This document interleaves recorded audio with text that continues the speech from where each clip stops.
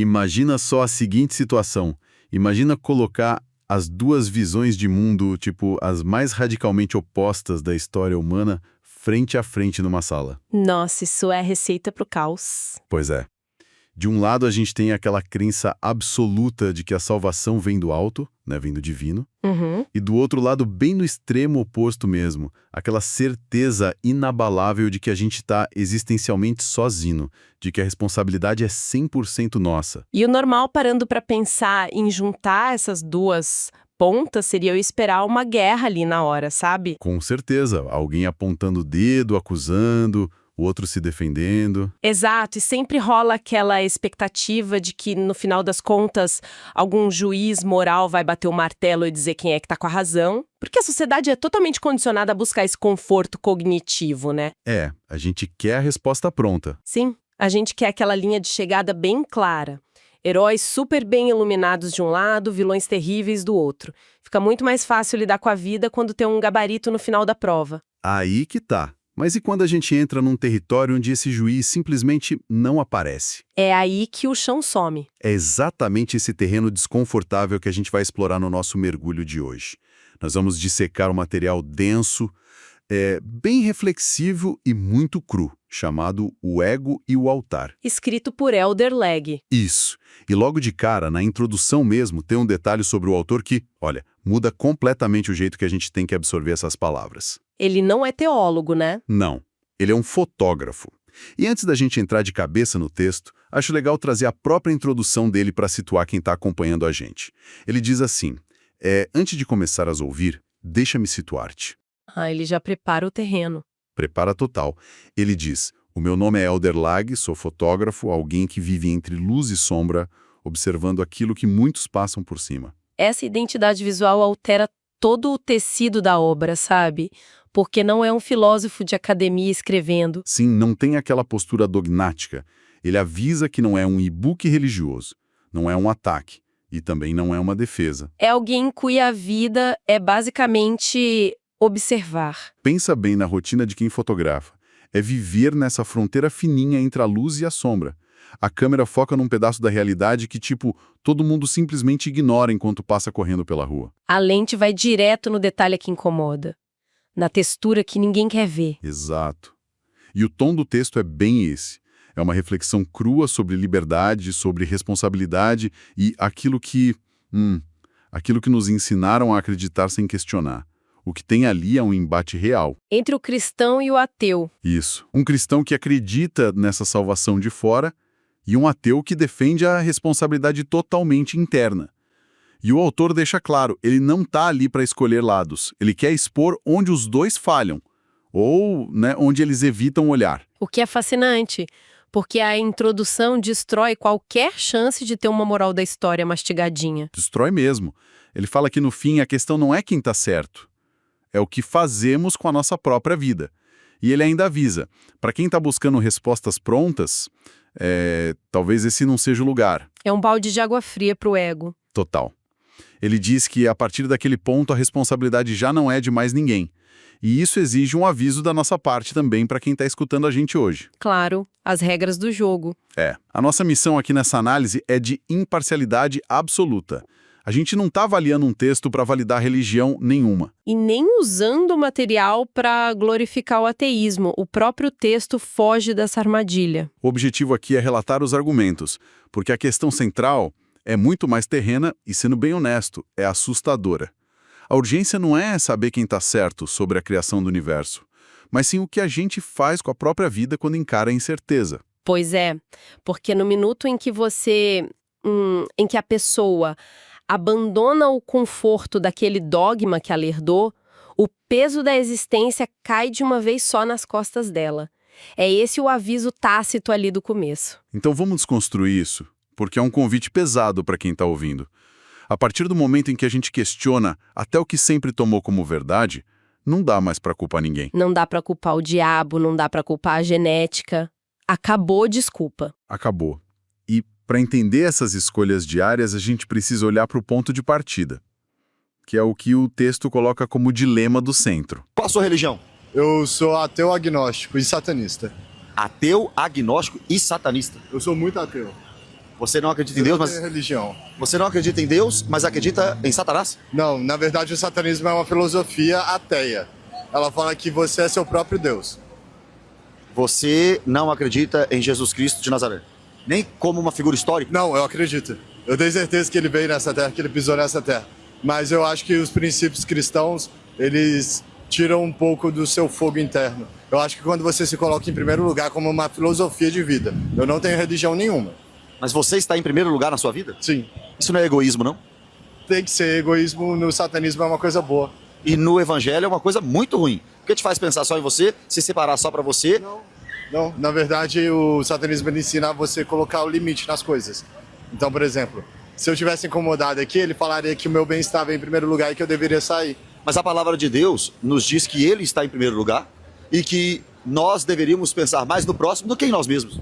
Eu entendo, porém a palavra de Deus também fala sobre os 7 pecados capitais. E são 7 coisas que o ser humano precisa. A gente precisa comer bem, a gente precisa dormir bastante, mesmo que seja visto como preguiça. Mas olha só pra você ver, comer bem é correto nas escrituras e é Deus que dá a comida. Agora, o pecado é a glutonaria, comer mais do que precisa. Sim, mas eu tô falando que os 7 pecados capitais, eles são coisas básicas que o ser humano precisa.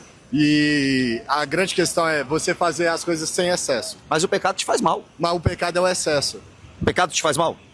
E o excesso faz. Se você morrer, você quer ir morar com o Satanás? Não, se eu morrer, eu quero saber que eu vivi minha vida sem me arrepender, que eu poderia viver ela de novo do jeito que eu vivi. Você não acredita numa vida após a morte? Eu não acredito em Satanás, eu não acredito em Deus. Eu acredito que eu tenho que viver uma vida que ela vale a pena pra eu querer viver a minha vida de novo. A Bíblia diz que se você morrer sem Jesus, você está condenado por causa dos seus pecados. Todos pecaram e destituídos estão da glória de Deus. Não há um justo sequer. Nós somos maus, errantes e vacilantes. E precisamos de um Salvador por causa dos nossos pecados. Você não crê nisso? Eu creio que existe muita forma de enxergar a sua própria posição no mundo e a posição de outras pessoas. Eu acho que a liberdade é fundamental e o respeito. Se você não acredita em Deus, quem criou todas as coisas? Foi o nada? Não, na verdade isso é uma coisa que é bem difícil ter uma resposta. Quem ou o que deve governar o ser humano, né? De onde a gente parte? O embate já começa com uma intensidade brutal ali. O argumento cristão traz aquela premissa inegociável de que Deus precisa ser o centro absoluto de tudo. A régua moral. Exato, a régua e a origem. E a justificativa que o texto expõe para isso é que o coração humano é enganoso por natureza.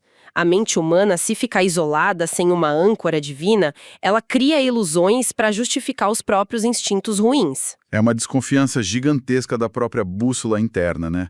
A ideia de que sem Deus a gente chamaria a sombra de luz rapidinho. É o que o texto propõe na visão cristã. Mas aí o gnóstico ateu entra rebatendo com uma pergunta que, desmonta a estrutura da conversa. Sim. Ele não pergunta só se tem um caminho para a luz, ele vira e fala direção para onde. Ele quer saber se esse destino final de perfeição foi imposto goela abaixo por uma narrativa de controle ou se é ele mesmo construindo com as próprias mãos. É a recusa veemente à submissão cega. Total, a indignação do ateu ali não é uma rebeldia adolescente. É uma coisa existencial profunda. Ele pensa, poxa, se a gente tem racionalidade, capacidade de escolha e emoções complexas, por que a primeira coisa que a religião pede é pra gente se ajoelhar e silenciar tudo isso? Dá pra tentar colocar isso numa imagem bem prática. Vamos pensar aqui. Vamos lá. É como se a visão cristã fosse navegar pela vida dirigindo um carro numa estrada de serra. Tá de noite, tem neblina, mas você tem um GPS ultra avançado e infalível no painel. O GPS é a palavra divina. Isso.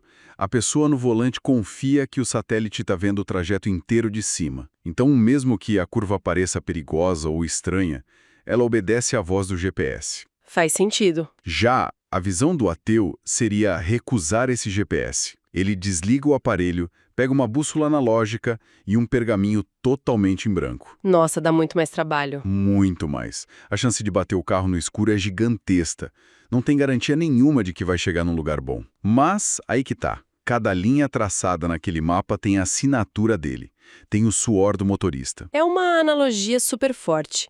Mas eu sinto que a gente precisa fazer um contraponto para não simplificar demais o lado cristão da história. Claro, manda ver. Porque a visão cristã mais profunda não enxerga esse GPS como uma coleira.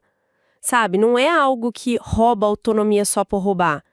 A teologia vê essa bússola divina como a única coisa que impede o carro de cair no penhasco por pura soberba do motorista. Ah, entendi. Obedecer não é perder a liberdade, é achar a única liberdade segura. Exatamente. Para o crente, é a prevenção da autodestruição. Essa correção de rota é fundamental. A gente precisa manter esse equilíbrio para ver a beleza dessa dualidade no texto. Até porque o ateu bate muito forte de volta. Ele não alivia. Não mesmo. Ele argumenta que essa imposição de um padrão de pureza tão inatingível faz o homem aprender a chamar a própria vida de culpa. O simples pulsar da biologia vira vergonha. Os instintos viram pecado. Pois é, e no fundo, parece que os dois lados estão tentando desesperadamente proteger a gente daquela sensação de estar perdido no mundo. Um tenta salvar o homem de si mesmo, pela obediência, e o outro tenta salvar pela autonomia radical, doa quem doer. E percebe como isso não fica só na teoria, né? Como assim? Se o centro da sua vida muda, seja Deus ou o próprio indivíduo, a mecânica de como a gente trata as outras pessoas no dia a dia muda completamente. É onde a filosofia desce para a mesa da cozinha. O texto entra direto na tensão entre sacrifício e autopreservação. O capítulo 2 fala muito disso.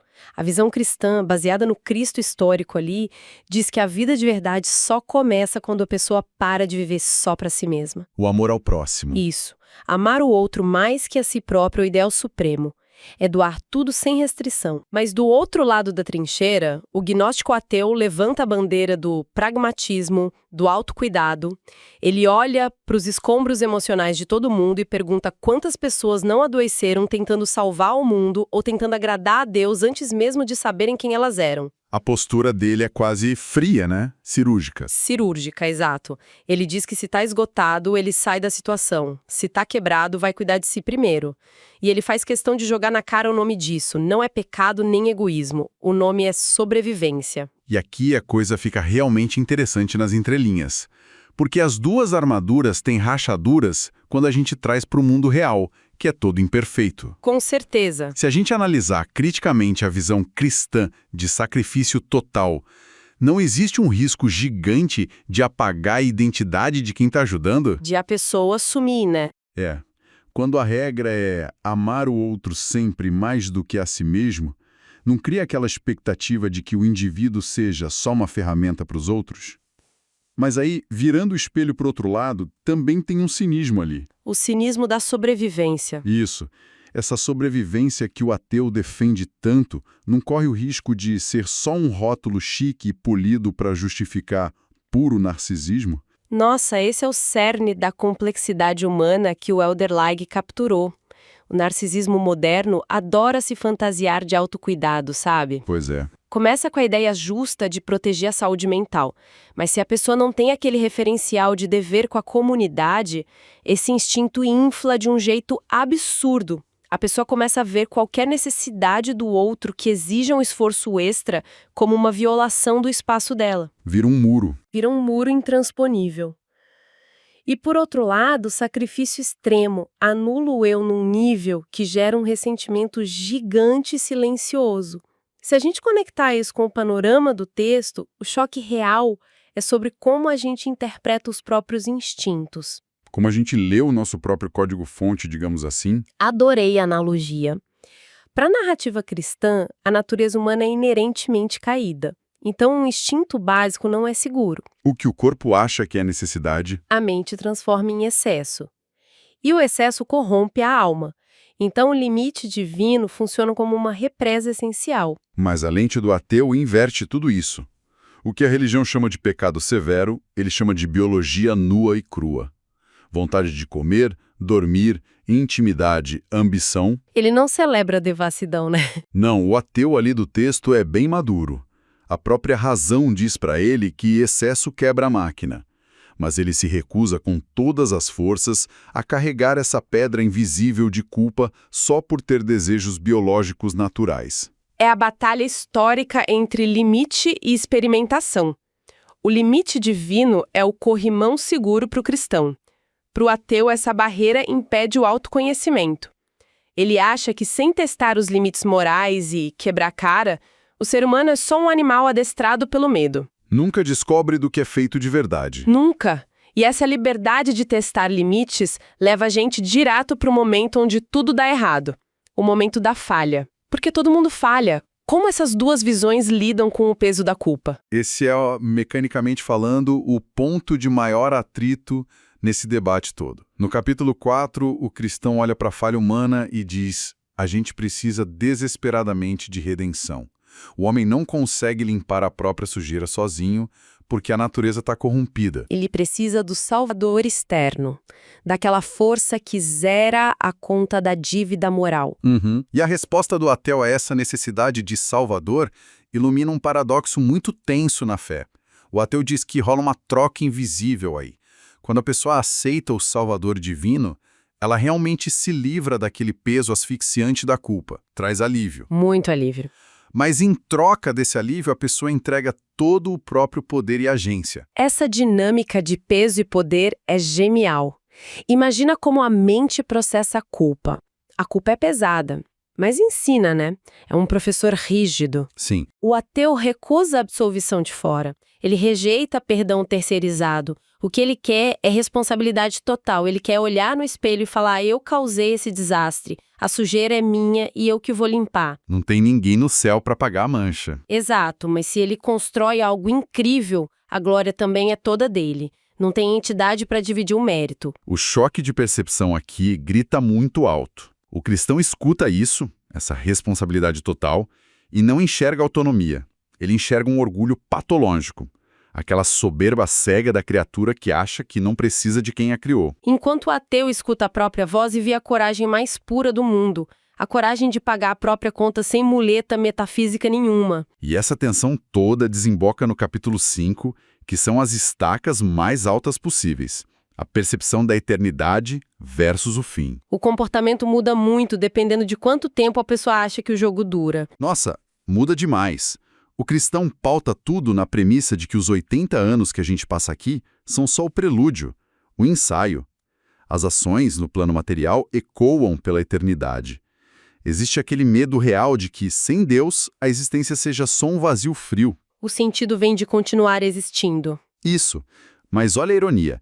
É exatamente a finitude, a chance aterradora de que essas poucas décadas sejam a única coisa antes de virar poeira que dá para o ateu o peso real de cada escolha. Tem aquele princípio que o ateu menciona que, nossa, chega a arrepiar. O do loop infinito. Esse mesmo. Ele tenta viver de um jeito que, se tivesse que repetir a vida inteira de novo, num loop infinito exatamente igual, ele repetiria sem arrependimento nenhum. É a escassez do tempo criando valor absoluto. Ele não evita machucar alguém por medo do inferno, mas por puro respeito à própria consciência. Porque a vida está acabando a cada segundo. A autenticidade é a única moeda que sobra. Isso leva a gente para o clímax do texto, o ápice psicológico que o fotógrafo registrou. Conta como foi. Depois de todo aquele debate, o cristão olha para o ateu e solta aquela pergunta que assombra todo mundo desde sempre.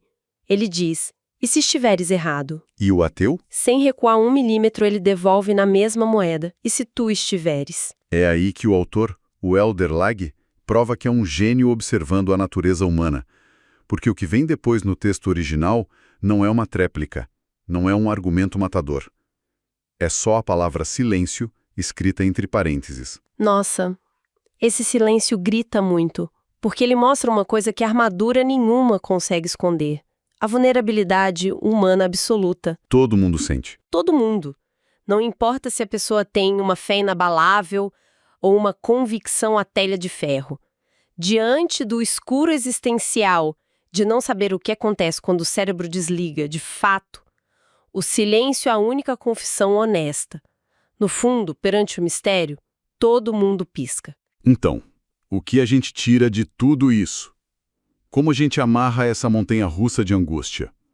No capítulo 6, o autor traz a metáfora dos 2 altares. Muito bonita, por sinal. Um ateu que passou a vida carregando pedra para construir um altar invisível para a própria integridade. E um cristão que lapidou o altar a vida toda para ter um lugar digno onde se ajoelhar perante o cosmos. E a sacada libertadora não é tentar misturar os dois num sincretismo fofinho. De jeito nenhum. E nem dizer que um tá errado e tem que ser implodido. A conclusão pragmática é que eles podem coexistir na mesma rua desde que ninguém imponha nada. O texto fecha o debate com: a tua fé é tua, a minha consciência é minha. É uma ponte feita de respeito pelo fato de que ninguém tem o mapa inteiro.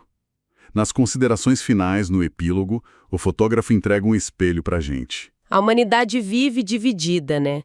Na mesma calçada tem gente desesperada por uma salvação que venha de fora e gente lutando até o fim por autonomia. Uns acham paz se curvando, outros acham força se erguendo. E a lição mais difícil não é escolher o crachá. Aí que tá o pulo do gato. O desafio de verdade é desenvolver o ombro suficiente para suportar o peso da visão de mundo que você escolheu adotar. A fatura sempre chega. Sempre. Tem o peso solitário da dúvida para quem navega sem mapa e tem o peso asfixiante do conflito interno para quem decide obedecer a um ideal perfeito. A conta chega nos dois balcões. A obra aterrissa com a frase final que resume tudo. O autor encerra dizendo: certezas cristalizam, dúvidas libertam. E isso deixa uma provocação essencial para quem parou para escutar a gente hoje. O texto exalta a dúvida, mostra que quebrar o dogma é vital.